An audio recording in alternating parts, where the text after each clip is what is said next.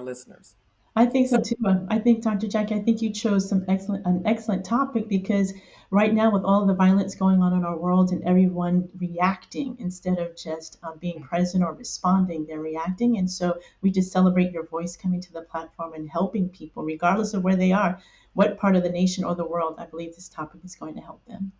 I do as well. So why don't we jump in? Let's start with tip number one, which is learning to listen instead of respond.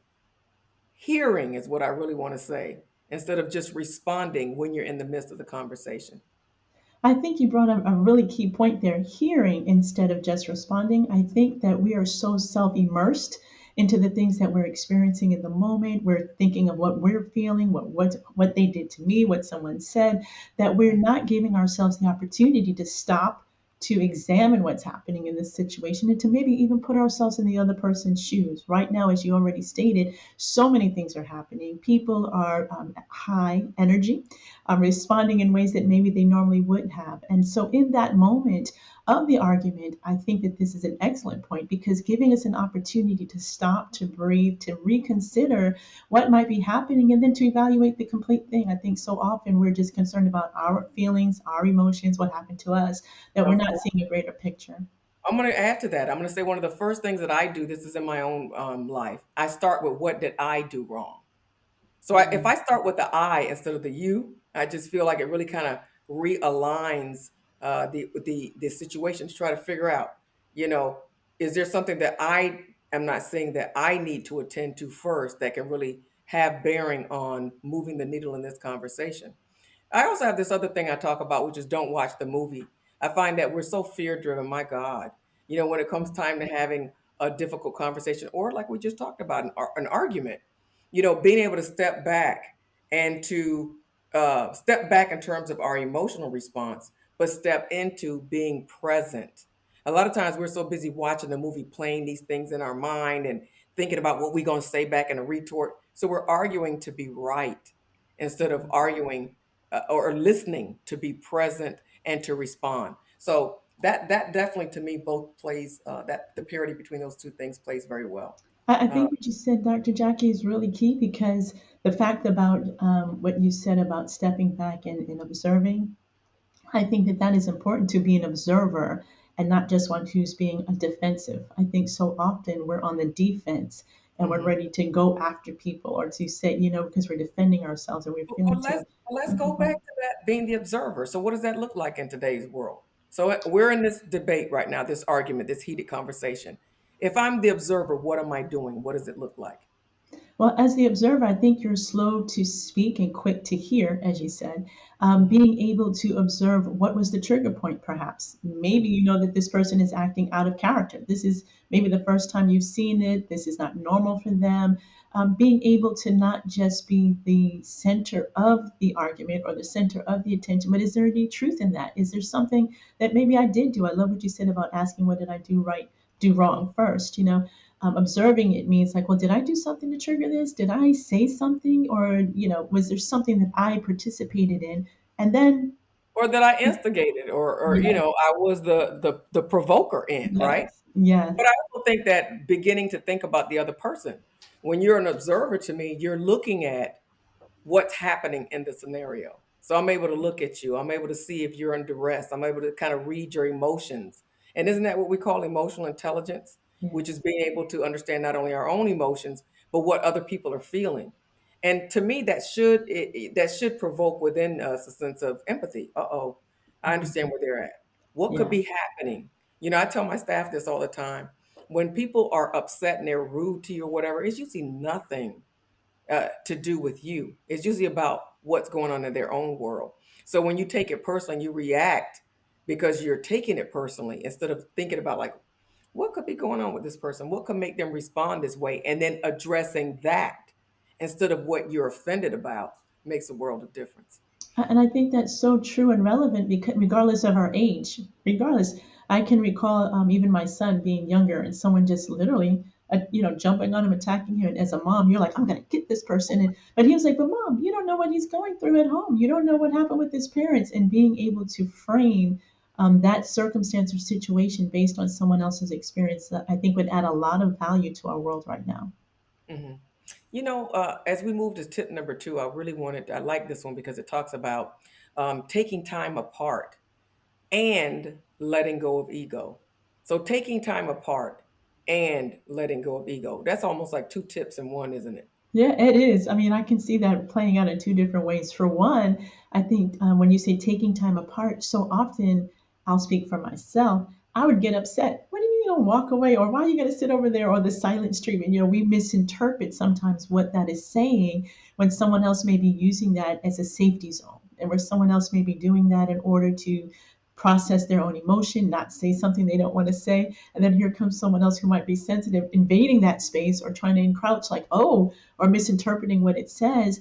They're not giving the other person the space that they might need to process to be healthy in their response. So And I there's so think much that, to say about that too. I'm sorry I cut you off. no, no, no, you're good. Go ahead. I was just going to say that there's a gender issue there also. We talk about people not needing more time to process. Men generally need more time to process, and it has to do with their physiological makeup, right? Whereas women have all these language centers we can process, we can tell cause and effect so easily. Not so with men. A lot of times they're going to need more time away. Who else might need more time away? People that have been abused, people that don't like a lot of emotion, that are emotion sensitive. Some people are they're open emotionally, other people are emotionally closed. So the style in which we communicate can bother some people. I come from a family of like five kids. So it's like for us, it was always like very animated and you're just trying to hurry up and get a word in edgewise because it was so many mouths trying to talk at the same time, right? So, but that whole affect of I've been conditioned to communicate that way. So I'm very animated and I speak with emotion. But then there's people that are emotionally closed that might not like that. But they might always feel some sort of way about you being emotionally open. And so I think that's one part. But what I Yeah. love is the I'm second part. No, Yeah. no, no. Go I ahead, just jump wanted in. to say that you just stepped right into my home because for me, that's exactly right. I grew up in a family of two. My husband had a family of seven siblings. I couldn't understand why they're all loud and boisterous and so much activity. And to me, it was like, oh, how could you be speaking to me this way? Like, I couldn't understand until I went to Trinidad and saw them all in action. Was like, oh my God, I get it. We're two people in the household. My sister's the very same way. We don't like all that loud Mhm. and her husband as well. So I think that what you said is so key, that people need to really stop to celebrate the uniqueness. And oftentimes, even what you just shared about men being different than women, we're not given those tools early enough. Thank God for your program that young people are learning at a younger age, because we did not get those skills early. We didn't understand the difference in men and women and being able. And I think that alone is going to empower so many people to do better in their relationships, regardless of whether they're intimate or workplace. Understanding and celebrating the uniqueness of each other, I think, is key.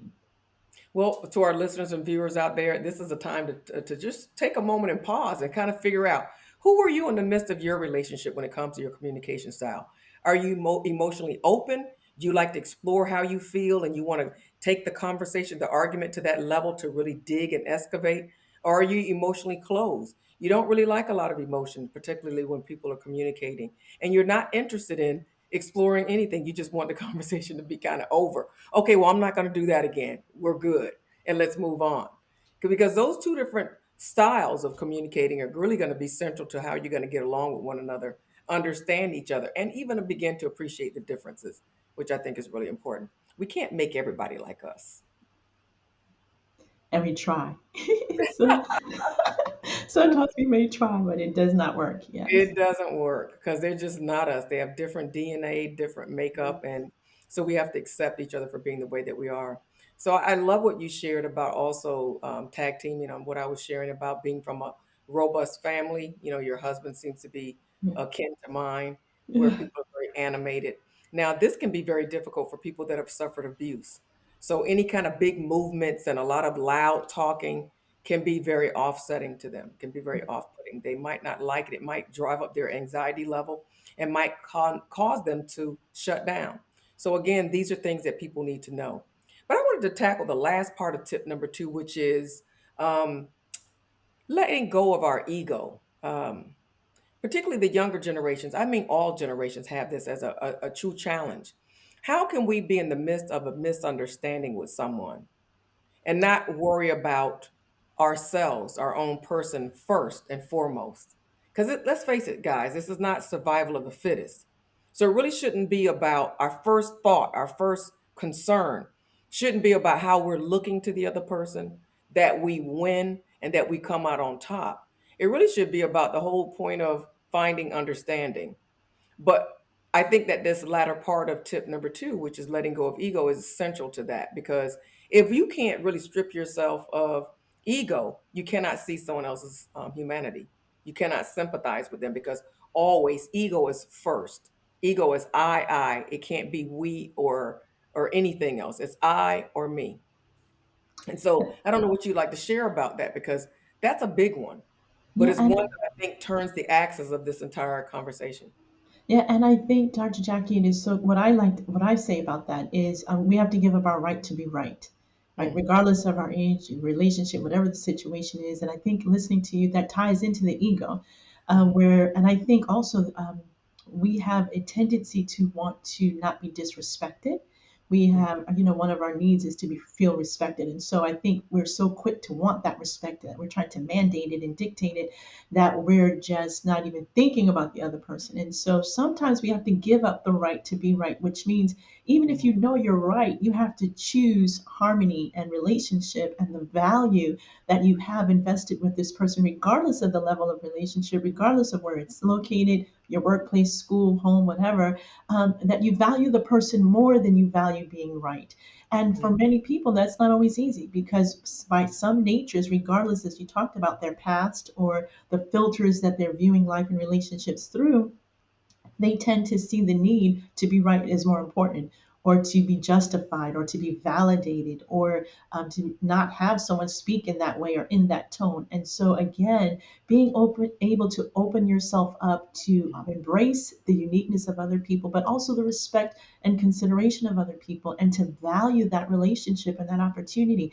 It might mean more to you. And I can say personally, many times, of like, I know goodness well I'm right, but okay, I'm going to go with peace. I'm pursuing the peace as opposed to having the conflict, because I value that person more. And time will present another opportunity, maybe to consider to come back in another time when things are not as heated or in conflict, just a neutral place, a neutral time where you can bring it back up and say, share, this is what mattered to me. This is my, using I statements instead of those you that put mm, people on the defense, accusing them, but being able to now communicate what it meant to you, what it felt to you, what you were trying to properly say. I'm a verbal processor myself. Many times I'm in the middle of processing, but people will think I'm already at the end. So they just cut you right off and you don't get to finish saying, getting to the point of what it is you want to say. So I'm like, okay, I'll go with it. Doesn't mean that I'm just surrendering and but I'm just going with the flow. I'm going to release it. It's not worth the conflict, but I'll come back maybe at another point and say, remember when I was trying to explain this to you that I didn't get to finish? This is what I'm really trying to say, because I'm mm, trying to de-escalate the emotions of the other person in that moment. mm. Well, that's really interesting. As you say, you're trying to de-escalate. Um, so I hear you saying that basically you think sometimes um, you're seeing their humanity is to give up your own right to be even heard, so Mhm. that you can help them to de-escalate and feel as if they're being heard. Well, the way that you put that was masterful, but yes, I guess that's what I'm saying. Yeah, it Yes, is. No, I'm listening and I'm thinking to myself like, wow. But you see what I'm saying about ego? yeah, Ego is not so concerned first about I. It's yeah, concerned about you or yeah, we. And so it's yes. ready to take a hit. Well, let's move on to tip number three, which is acknowledge the other person's feelings and perspective. And you kind of touched on that already in what you shared thus far. Yeah, I think it's important for people to feel heard. Like, we're talking about being heard as the person who's in the situation, but other people also want to be heard. And I think that comes with validating their feelings and emotions, even if you have to take a moment and say and to repeat in the midst of the conversation. So what I hear you saying is, you don't like the way that I'm, bringing my friends home, or whatever it is, or you don't like the way that my teacher's talking about me, or my bosses. You're repeating back to them what you think they're saying, what you're hearing them say, and it gives them an opportunity to correct you, like, no, that's not what I'm saying, or that's not what I intended. I think that if we were to employ those more often throughout the conversation, we would have better clarity and a better opportunity to respond. I Mhm. think, as opposed to just getting to the end of someone's thoughts and feelings Right. and speaking it for them without giving them the opportunity to be validated, to affirm, and to clarify what they're trying to say. I think what you just said now, I almost cut you off, but I think that's the most important part. You said giving them the opportunity to feel validated and Mm, confirmed. I think that that's everything. And that's one of my shortcomings. I tend to cut people off. Again, it goes back to family of five, trying to get a word in edgewise. And I notice for me, the fear that I have is that I won't have enough time. So I'm mhm. always running through my day. I wear so many hats and do so many different things. So Yeah, I'm always thinking, I got to hurry up and get this out. yeah. And I think that's a really bad strategy because it tends to make you rush, and then maybe sometimes you're not able to make people feel validated and heard. So, so that's work for me to Well, do it. I don't know if it registers to anybody else that's oh, listening. it does to me. And, I can say that I wasn't always in this place, right? I mean, I would finish people's sentences, I would get them to the end of their thought, I would jump ahead because I had to develop a listening style. I had to, to hear, not because I really would. They were talking, and I'm just like, okay, so what you're asking for is this. And the same thing as you're saying, I was rushing, I was handling a lot of things, trying to get to other places and not being present to the moment, which Mhm. really is something else that we have to develop in our relationships, is being present to the moment where we're not really thinking about that next thing that has to get done, or what, oh, I have to answer this phone call, this email. And for me, I still have to be consistent. I had to tell my husband the other day, I'm sorry, you know what, there's so much going on, we're really not present, I have to be more present. And I think that also helps with not feeling that rushed moving on to something else, but really trying to be focused and give that person your attention. And even when you say that, one of the things that comes to me about being present is even having that presence in your own private time so that you can reflect. I Yeah. think sometimes things aren't done all in one moment, right? So you could have a disagreement with someone or a conversation, just as you said earlier, where maybe you saw it in one or two dimensions. But as you're able to now have your private time where you go back and you reflect and you go back and you replay, you're able to see a different angle, a different camera shot, right?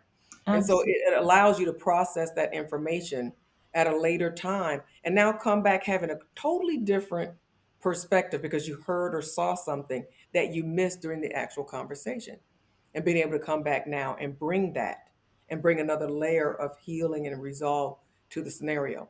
I just want listeners to know that it's not too late. Just because you had a conversation, you could have moved the ball a couple of yards, maybe you didn't get a first down, but there's always that opportunity to move the ball again until you're able to get that first down. But we have to make sure that we monitor our feelings and our emotions so that we don't let them dictate the conversation. But we, with our frontal lobe of reasoning, with wise thoughts and decisions, are able to move that conversation forward. I'm going to stop here and just say, before I move to our next tip, which is tip number 4, there's a proverb that I love. It says, a wise woman builds her house, but a foolish one tears it down in a day. There's so much damage that we can do to one another when we're not considerate of one another's feelings, and when we're not making sure that people are heard and that they feel that they're seen. You can tear down years worth of great building, great architecture that's taken you years to put together, just with one, unthoughtful or unkind moment. So that's pretty much that. Now we're moving on to tip number 4, which is show vulnerability and compromise with each other. I love that word, vulnerability. It's almost like a curse word. Yes, I'm I was almost like, ready to oh, throw under my arms just from saying it. yeah, Vulnerability. You just start to yeah, feel like, oh no, what does that mean? I feel like I'm going to be speaking in front of a crowd of yes. 1,000 naked or something, right? Yes, yes. I think when you say the word vulnerability, it really it does grab us, because the word that comes to my mind is safety. You have Mm, to feel that you're in a safe place, in a safe space. And I don't mean from physical harm or physical abuse, but that you can be transparent, you can be authentic, that you're not going to be judged. If the person you're in an argument with is going to bring it up later on and beat you down in your head, you might be less apt. I don't mean physically beating you, but using those words, or, well, you said this, or using mhm, it where you don't feel safe in being yourself, mhm. then you need to evaluate the relationship. Like, do you really need to be in this, or how can you fix it so that you don't have that safe space? But vulnerability really does require trusting. It requires trusting that person, trusting the moment, trusting what you're sharing, that it's not going to destroy you, it's not going to be manipulated against you.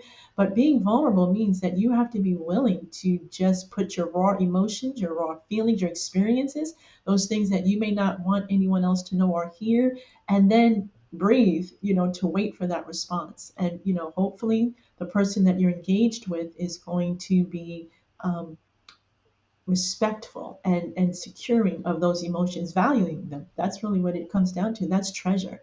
When you're sharing vulnerability, that's treasure, your personal treasure. And so that's why relationships are so important, who we choose to have them with, regardless of the degree of relationship. I do believe relationships determine the future and your outcomes. I agree. Now, I'm going to go another direction, and I think that I'm going to give you a hard pill to swallow.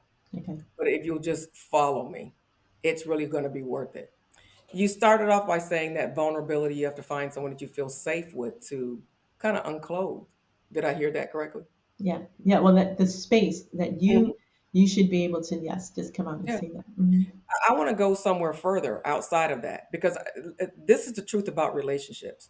In real relationships, we all have our own mental models, which are never going to be the same. We all have the way that, or our own definition of what respect sounds like and what respect looks like. It's never the same.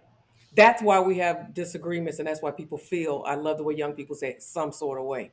Hmm. I felt some kind of way. Yeah, Yes. Yes. it will happen because of our different metrics, our different complexions and makeup, right? Culture, tradition. I could throw a myriad of things in the pot. So I'm going to take it in a different direction. I believe that a lot of the things that we're expecting from people, we have to be willing to build it ourselves. And so what that looks like is this. I don't need to find a place where I feel safe. I shouldn't even have that as an expectation. I should not have to be around people that I feel trustworthy in order for me to be vulnerable. That's what Mhm. vulnerability is all about. It's Mhm. about being naked when you don't know, when you don't have guarantees. And I think the reason why people don't become vulnerable is because they want these guarantees that really are not supposed to be a part of the recipe. So even just this week, I had a situation where I know I'm surrounded by people that are fake and that are not sincere, but it really has nothing to do with them. It has to do with me. So I built my own human capital by still getting unrobed and saying, Mhm. this is how I feel. And what it does is it begins to add to your personal capital because now I understand that you can't do me anything and that you're no one for me to fear. But unless I'm willing to do that, you always become in the back of my mind someone or something that I need to fear, someone or something that I need to hide from. So, to me, vulnerability is about you. Just like I feel that your ability to make any improvements in yourself starts with you. It starts with a decision. And it shouldn't rely on other people. We're wanting people to make us feel respected. Well, so I kept looking for Mhm. someone to rescue me, for someone to stand up for me. So if I felt like somebody did something wrong for me, I felt like me fighting, or trying to defend myself wasn't enough, that I had to have someone else to come to my aid. Mhm. And then until I just stopped that, and I had to say, I'm responsible to defend my own self. Now, we know in a marriage, of course, and I'm not making obsolete the fact that a husband's role is to protect his wife and his family. We know that. So I'm not saying that there is no other responsibility. I think what I'm saying is we cannot first put other people in the place of responsibility ahead of us. We have to be responsible to speak up. And so if you're listening to me right now and you're thinking to yourself, like, I can't be vulnerable, or if you're listening now and you're saying to yourself, I don't feel respected and I'm always looking, I feel like my husband or my wife, my boyfriend or my girlfriend, my boss or whomever, my friend should make me feel respected. I'm just here to say that's just not how it goes. What needs to happen is those situations are demanding. They're putting a demand on you to become the next version of yourself, who you need to be. What is it that you need to say or do in those moments to make them respect you the way that you need to feel respected? What is it that you need to say? What is it that you need to relate to them? What is it that you need to do?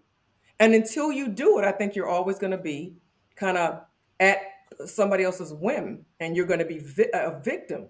And the thing is, we don't want to be a victim. of anything.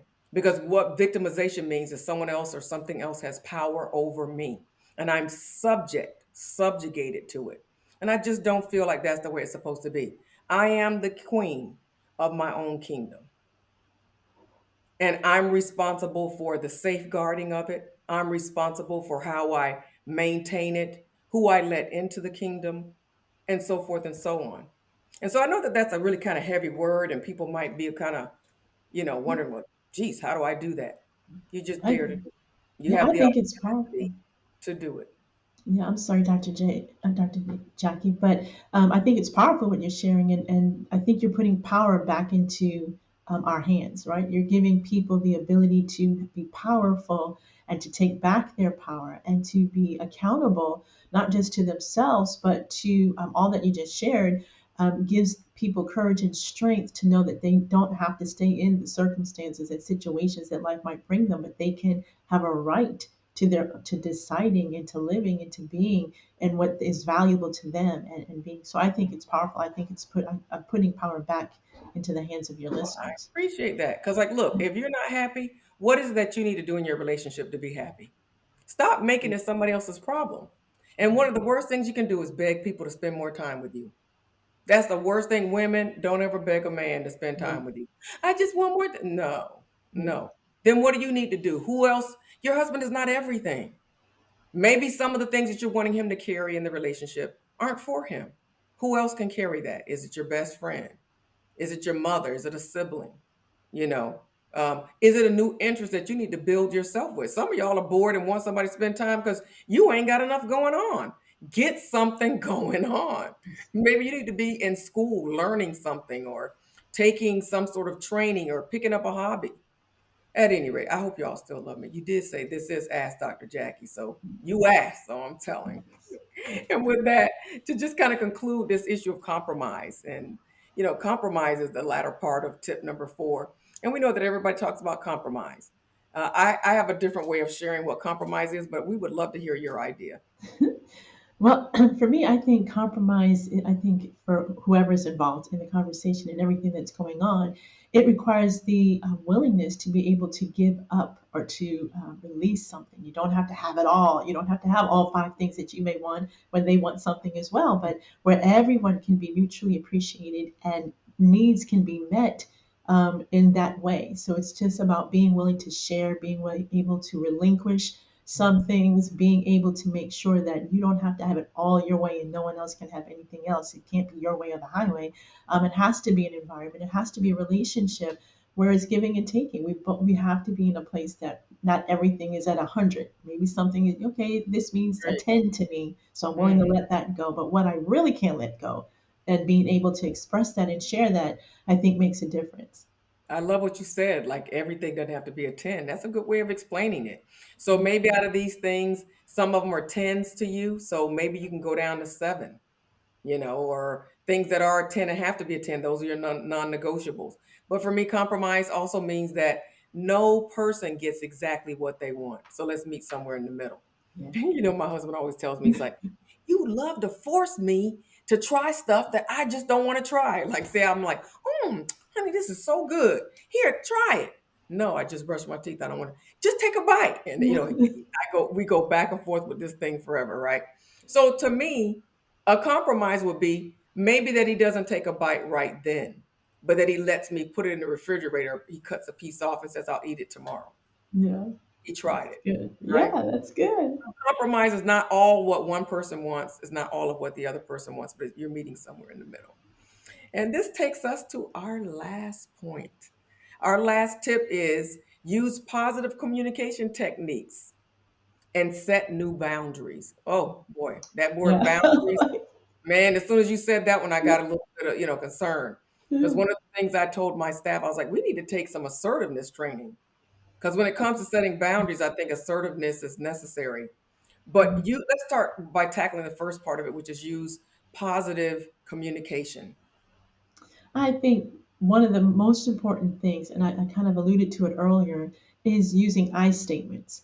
I Hmm. think when we say, you made me feel, and you did this, and you did that, and because of you, but instead of saying, I felt really disturbed when this happened, and I didn't know what I was going to do, or I really got upset, but using I statements, I think, kind of diffuses the situation and takes the person from being on the defense mode and on guard, so that they can even hear. Second, we shouldn't be accusing people, as you've already taught us today, Dr. Jacquie, that everyone has a right to be their unique self, right? We always say when you get married, you have a right.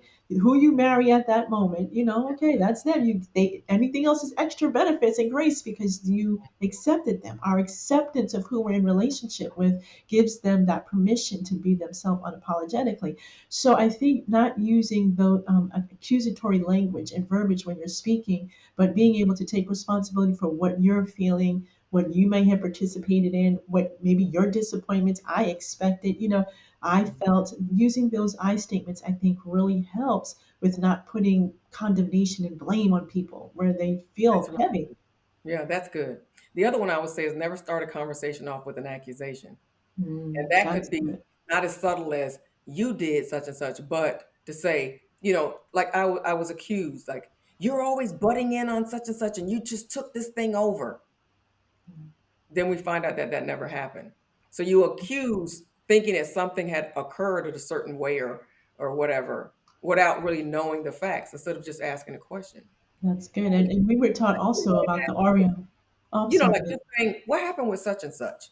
Instead of already assuming that you know and you're starting off with that accusation. That's good. That's good. That's an opportunity to gain more information so that you can process it and feedback. And as we were saying, that observer situation, by asking those questions, you may get the information you need. And like, oh, it really wasn't about me. It was about somebody at work, and it helped you to diffuse also, right? We're not just diffusing the issue, but diffusing yourself. But also, we were taught about the, I don't know if you've ever heard of the Oreo type of communication. You've got the two chocolate cookies in the middle. But if you start out with a compliment, something that's not so attacking and so accusatory, and give them the issue of what you needed. And but I love you. That's why I appreciate who you are. Being open to start and end with something that kind of sandwiches that I love that thought. as well. And that typically works. Yeah. Another thing that I would say is to always show that you understand what the point is. This is something that's really important for most female communicators. So when the person comes and they share with you what their issue is, and I'm now giving a part of the tip for positive communication techniques to the listener, right? To the person that this complaint is coming to, that then you would say to them, "Oh, I understand that you're saying that you don't like when I do such and such." Hmm. That's the first step. The second step would be to say what you're going to do differently. So, what is it that you're going to do? The third thing, actually, I would even say the third thing would be then to acknowledge how that must make them feel, Hmm. and then that you're sorry. So, I That's, understand how that makes you feel. I'm sorry.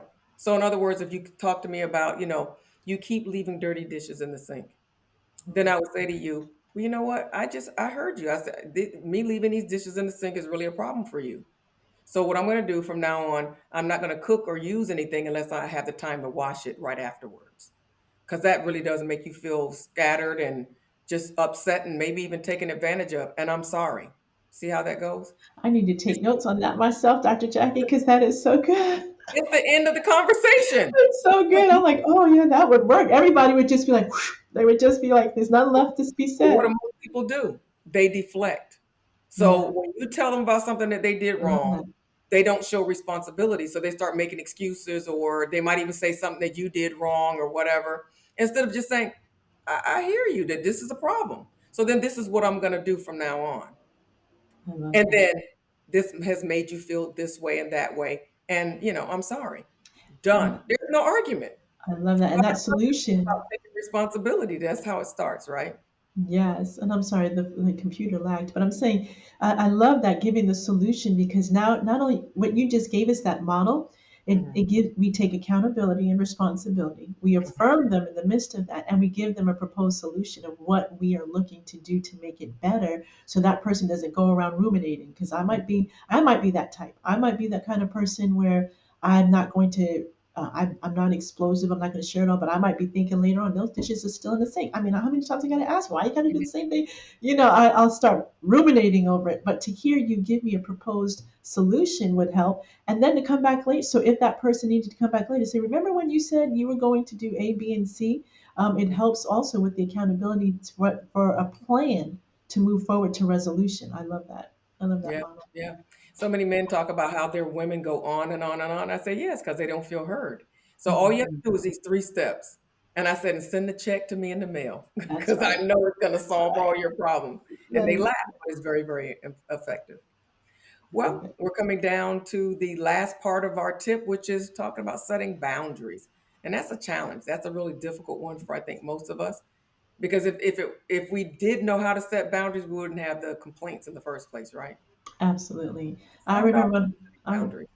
Yeah, I remember when I was younger, someone said to me, I said, well, how could you do that? Oh, because you let me. That was just like mind blowing, like, wow, like, oh my gosh, they just told me they did this abusive thing because I let them. And I think you're totally correct in that we expect, first of all, we expect people to meet our expectations in behavior and how to treat us, but we don't necessarily set in place those boundaries or define or make clear those expectations of how we want to be treated, how we need to be treated, and then we don't enforce them. And so I can just speak for myself and different kind of boundaries, even like with your child or your mate or the workplace and your staff, they are different boundaries. And if we are not articulating them or making them clear, even in the midst of a moment of saying, this really hurts me when this happens, like I was sharing earlier, my husband's conversation and his different communication style when we first got married. And you had mentioned also about a person of abuse. I've been through abuse. So this loud, boisterous kind of activity to me was just like, oh my God, this is like domestic violence. And he's like, what are you talking about? I'm Trinidadian. And I'm just, so for Mhm. a boundary for me was, but when you communicate with, when I hear this or when I'm in this moment, I feel as if I am being, going back to my past or something is triggering me. I took responsibility. This is like triggering me, like, so having to kind of communicate. I know, according to your teachings, Dr. Jacquie, he has a right to be himself uniquely, but just to understand what I'm feeling in that moment. So for Mhm. me, I had to grow in, and now I'm like, oh yeah, that's just them. Even on the phone, on WhatsApp, across the nation, you think they were yelling like I'm like, the phone has a microphone, right? Like you would just think. So I've grown. I had to grow. That's that compromise. I had to grow and understand and celebrate that. But I had to express that my son or your children or your neighbors or friends. They don't know where they can draw the line. Those boundaries to me are like the demarcation points on the highway. This is your lane. Stay in this lane. When you go out of that line, you're in the ravine or you're crashing into another car. And Right, so we have to know ourselves in the midst of that moment. We have to do that internal work. We have to be able to be honest, authentic, and transparent and articulate clearly what do I need? And don't lie about it. Like if it may seem like, oh, that's going to be petty. But if that's what you need, then share that with the people you're in relationship with, and then come to that compromise that you talked about. If it's absurd, come to a place that you can feel my boundaries respected, but they're not having to be put in a box and right. tormented by your boundary as well. I agree. But I think one another aspect I'd like to bring to that conversation is setting boundaries as you evolve. Because there's things that you let people do at the beginning of your relationship, but you're no longer that person anymore. Yeah, And so they know that this is the routine and they want to stick with it. But as yes, we grow and evolve, we might be needing different boundaries. They might need to also evolve with us, right? And so that can be a little tricky. But I think as you shared with our listeners, that certainly sharing what those boundaries need to be is going to be the first start. I remember a friend of mine, she would always call me. Now she was single, I'm married. And she would always call me like at 10 o'clock at night, 11 o'clock at night, and want to talk because she was a night owl. And I'm like, I have a husband. I got a man, and I need to be off this phone in my room with him. yeah, And I would tell her over and over again. She would still call. You know what? So I'd already spoken clearly what my expectations were and what my boundaries were, right? But so when she persisted, guess what I started doing? I stopped answering the phone, yes, period. yeah. And guess what? It wasn't very long after that, after I did it for like 2 or 3 nights, I stopped getting the calls altogether. Mhm. And Because that's good. I was just going to say, I'm sorry for the lag. I was going to say that it takes courage and it takes commitment, right? Sometimes might have to do it more than one time. You can't get frustrated and give up. If you did it the first night, she still called the second and the right, third, but after that, she got it. So it does take commitment. It takes tenaciousness sometimes because people don't want to change. Like don't think that change is something we're all, oh yay, we're changing. The people you're trying to enforce the boundaries with, as well as yourself. And I love what you said, even about the beginning of a marriage to where you are now, or growing in the relationship, whoever it's with. People aren't always wanting to change, so you have to sometimes help usher them into that, or help them see it's a non, it has to happen. Like, this is what it has to be. It's a non-negotiable. So, how do we move from there if we don't want to negotiate? So I love this conversation. It's been very, very helpful. Tip number one, just to recap, learn how to listen without reacting in the heat of the moment. Tip number two, take time apart and let go of your ego. We know that that's trying. Tip number three, acknowledge the other person's feelings and their perspective. Tip number four, show vulnerability and compromise. Ooh. And That's the finally, one. use positive communication techniques and set new boundaries. Well, with that, thank you so much, Christina, for coming. Christina Rampersand, if you can share your handle so that people can join you. I know Yes. that you have you're on uh, Success Beyond the Brink. I'm on Twitter, on mhm, Instagram, on Facebook, and Clubhouse. Success Clubhouse. Beyond the Brink. Or Clubhouse. Yes. Yes. But thank you so much, Dr. Jacquie. We just appreciate the value that you're bringing to this platform and to the world. Your words are changing our lives. I've been impacted today, and it's just been an honor and a privilege to be with you. I'm so glad. And hopefully you'll be with us. I wanted to let our listeners know about our retreat. We have our singles experience and our singles hangout, sorry, and our couples experience retreat in Orlando, June the 23rd through the 25th at the Shingle Creek, Rosen Shingle Creek Resort. It's a wonderful property, beautiful, beautiful restaurants and everything. And we had a wonderful time last year. So hopefully you'll join us this year. If you will please reach out through a DM on my social media. Ask Dr. Jacquie. We'll give you the information so that you can register. Looking forward to seeing you all again soon.